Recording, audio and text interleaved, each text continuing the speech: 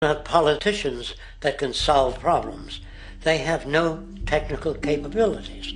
They don't know how to solve problems. Even if they were sincere, they don't know how to solve problems.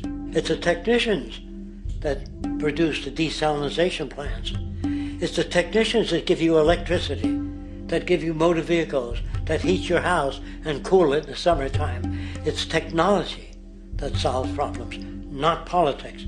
Politics cannot solve problems because they're not trained to do so. Very few people today stop and consider what it is that actually improves their lives. Is it money? Obviously not. One cannot eat money or stuff money into their car to get it to run. Is it politics? All politicians can do is create laws, establish budgets, and declare war. Is it religion?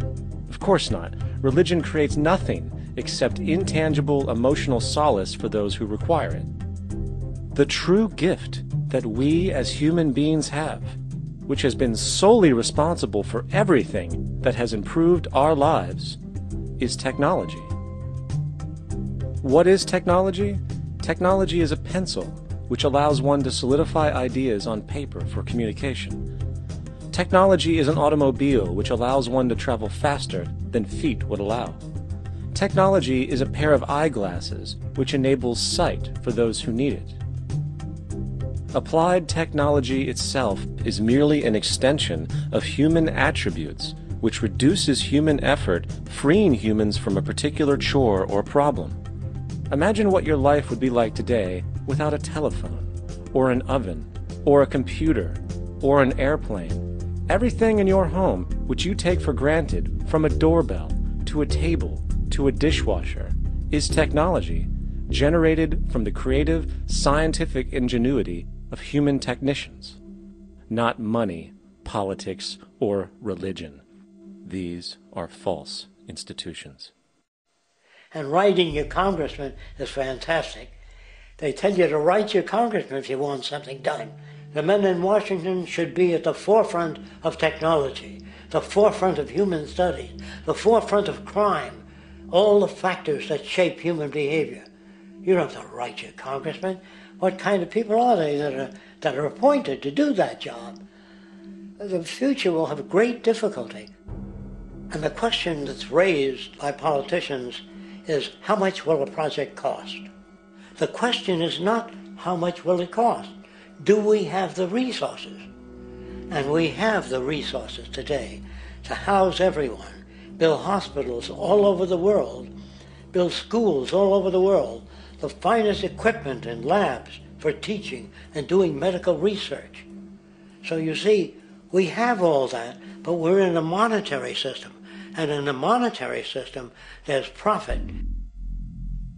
And what is the fundamental mechanism that drives the profit system besides self-interest?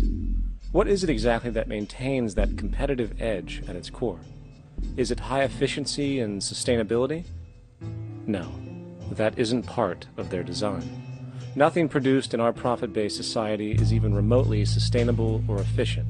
If it was, there wouldn't be a multi-million-dollar-a-year service industry for automobiles. Nor would the average lifespan for most electronics be less than 3 months before they're obsolete. Is it abundance? Absolutely not. Abundance, as based on the laws of supply and demand, is actually a negative thing. If a diamond company finds 10 times the usual amount of diamonds during their mining, it means the supply of diamonds has increased, which means the cost and profit per diamond drops.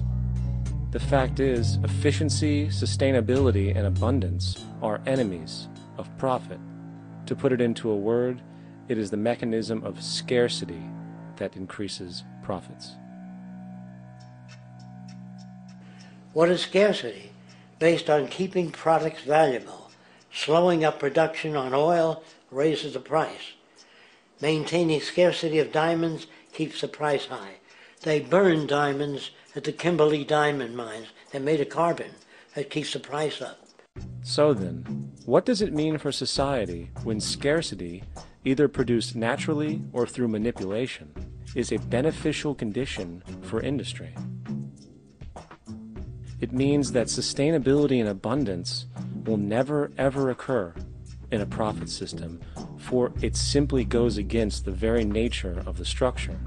Therefore, it is impossible to have a world without war or poverty.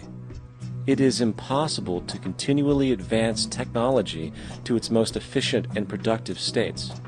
And, most dramatically, it is impossible to expect human beings to behave in truly ethical or decent ways.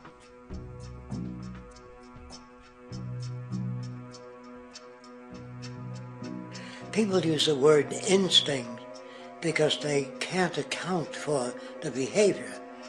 They sit back and they evaluate with their lack of knowledge, and they say things like, humans are built a certain way, greed is a natural thing, as though they've worked for years on it, and it's no more natural than wearing clothing. What we want to do is to eliminate the causes of the problems, eliminate the processes that produce greed and bigotry and prejudice and people taking advantage of one another and elitism, eliminating the need for prisons and welfare.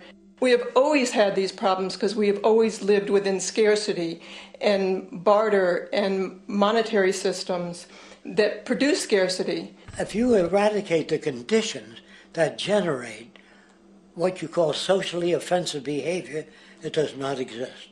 The guy said, well, isn't that inborn? No, it's not. There is no human nature. There's human behavior, and that's always been changed throughout history. You're not born with bigotry and greed and corruption and hatred. You pick that up within the society. War, poverty, corruption, hunger, misery, human suffering will not change in a monetary system. That is, there'll be very little significant change. It's going to take the redesign of our culture, our values, and it has to be related to the carrying capacity of the earth, not some human opinion or some politician's notions of the way the world ought to be, or some religious notions of the conduct of human affairs. And that's what the Venus Project is about.